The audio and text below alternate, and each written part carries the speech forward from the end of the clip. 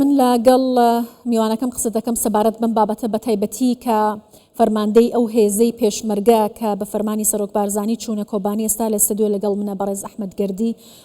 زۆر بەخێر بێ جەنابی فەرماندە. ئەوەی کە بینین دۆخی کۆبانێ ئێستا لە گەمارۆیەدایە، بەڵام 11 ساڵ بەر لە ئێستا پێشمەرگە سنووری سێ وڵاتی بڕی گەیە کۆبانێ. ئەو بڕیارە چۆن؟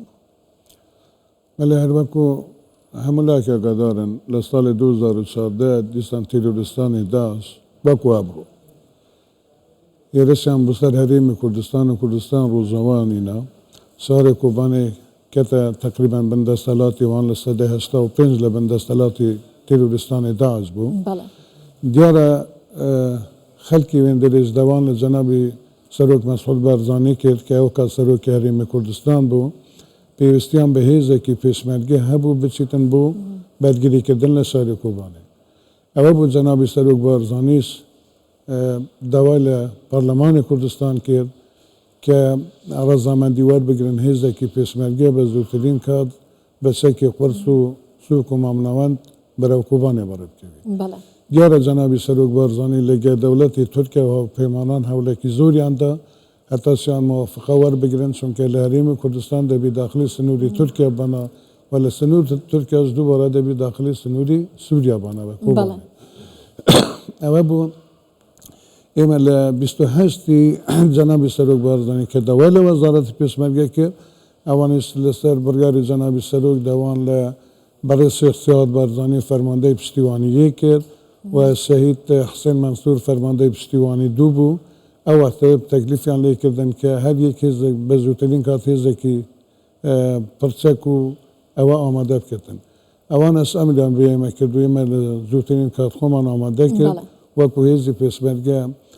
هەندێکمان لە ڕێی هەوایەوە بە فڕۆکە لە مەتاری دەوڵەتی هەولێر بەڕێکەوتین، ئۆتۆمبیل و چەک و ئەوستانەشمان بەڕێ ئاردۆ حرەکەتیان کرد. ئەوە بوو ئێمە گەیشتینە ئۆرفایل لە ئۆرفایش لە ڕێی تورکیاوە ئەیمان گواستینەوە بۆ شاری سروجێ، لەوەیەک دوو ڕۆژماینەوە هەتاکو چەک و تەقەمەنی و سیارەکانمان گەشتنەجێ کە گەیشتنەجێتە بەنوازی وێندەرێ شار بەردەوام بوو مستەمەڕ دەوان لێدەکردین کە پەلە بکەن بۆ ئەوەی زوو بگەینە ناو کۆبانێ، بەڵام ناچار بن دەبی بڕێک تەحمل بکەنە تا چەکەکانمان دەگەنە وێندەرێ. ئەوە بوو سەوی 31 لە سەئێکی 11 ئێمە سعات 12 و شتێکی شەو گەیشتینە ناو کۆبانێ. کە گەیشتینە ناو کۆبانێ پڕاستی وەزعی برادەرانی ئەو سەروانانەی یەپەکەوەمانە لە وێندەرێ بوو، وەزیان زۆر خراپ بوو، عیتادیان نەما بوو، شتیان زۆر کەم بوو. چەندی شارەکە لە دەستی شەڕواناندا مابوو؟ 85 زیاتر بەدەستەوە بوو، بەدەست تیرۆریستانی داعشوە بوو، لە 15 بەدەست شەڕوانانەوە مابوو. بەڵام بە گەیشتنی هێزی پێشمەرگە وڵات شەڕەکە گۆڕە تەرەزوو شەڕەکە تقریبان بەلایمەدا بوو. ڕۆژ بە ڕۆژ توانیمان کە پاسەکسە بە تیرۆریستانی داعش بکەین.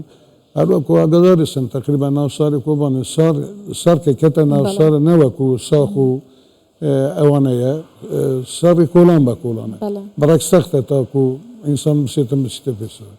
ئەوە بە ڕۆژ تقریبان بەرەو پێشەوە چوون تاوای لێ هات تقریبان کۆبانی لە 56 ئەوانە بکەوێتە دەست هێزی پێشمەرگە.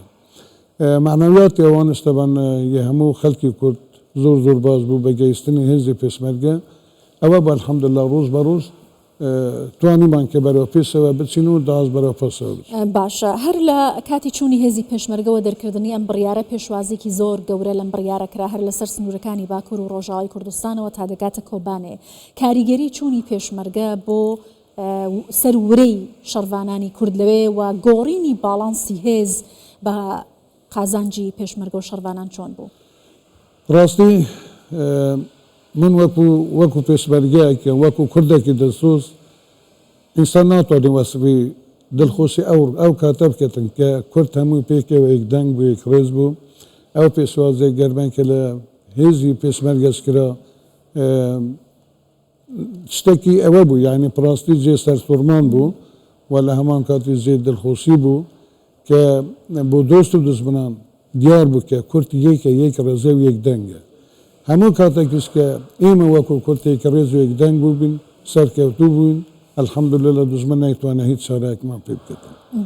ئەوە ناس بە حقیقت زیاتر هەمووی بۆ دڵسۆزی و خۆشەویستی جەنابی سەرۆک بۆ کورد و کوردستان چونکە جەنابی سەرۆک خۆی قوتابیەکە لە قوتابخانەی بارزانی نەمر پێڕەگەاندووە و هەمیشە بارزانی نەمریش هەر ئەوە بۆ مەبەستی بووە کە خۆی بە دیفاعکەری هەر چوار پارچەی کوردستان دانابووە چ لە کاتی کۆماری مەهاباد بە چ لە سلێمانی بووبی چ لە کوردستانی ڕۆژەوا بووی بیتن ئەوە وە بزانم دیارە یعنی شتێکی ساردەوە نییە عینە ناو کاتش لە 2014 وەکو ئێستا شاری کۆبانی کرد بە بن تاسیرەوە لە گەماڕۆ درابوو و ئێستاش هەموو لایەکە گەدانێک کە جەنابی سەرۆک دەوان لێ کرد و ئەویش پێشانی دا کە ئەگەر بار و دۆخ لە بار بتن و بتوانین بگونجێتن ئێستا ئامادەینە وەکو هەمان ساڵی 2014 بچین بەڕەوانی لە کۆبانی.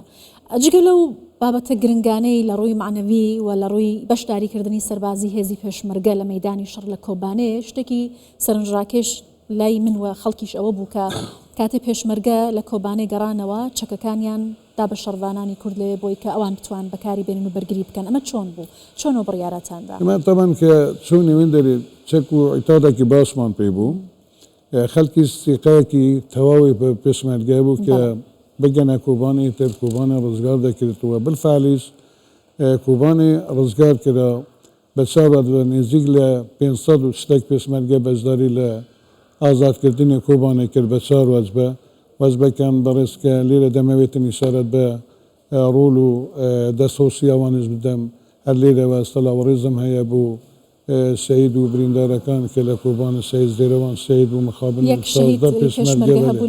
16 پێشمەرگە بریندار بوون و بەڕێز جەنابی لیوا قەهار و لیوا سەرکەر لیوا مسلح حەمید تەلعات حەمید تەوفیق و ساڵم ئەوانە هەمووی پڕاستی یەکێک بوون لەو ئەفسەرانەی کە جێی دەستیان دیارە لە شاری کۆبانی هاوکاری هەموو لایەک پێکەوە بوون و سوپاس و دەستخۆشی پشتیوانی دروست دەکەن کە ئەو کات پێکەوە بوون و تیمێکیش لە تەندروستی وەزارەتی پێشمەرگە دکتۆر مقداد بوو و تیمێکی ئیداریمان هەبوو پێکەوە بوون و مەخابرا بوو ئەوانە هەموو لە هاوکار بوون و ئەلحەمدوللا کاکو کۆبانێ ڕزگار کرا دوای ڕزگارکردنی کۆبانی بڕیاری گەڕانەوەتاندا دوای ڕزگارکردنی کۆبانی ناکۆبانێ بتەنێ ڕزگار کرا تقریبا 165 گوندیش لە دەوروبەری کۆبانی ڕزگار کرا ئەو وەختە برادەرانی پێکەپیان گوتین ئەگەر بگەڕێنەوە بجارە دەستان خۆش بیتن و پێویستیمان پێنا دەتوانینەوەی تر کە کۆنتترۆل بکەین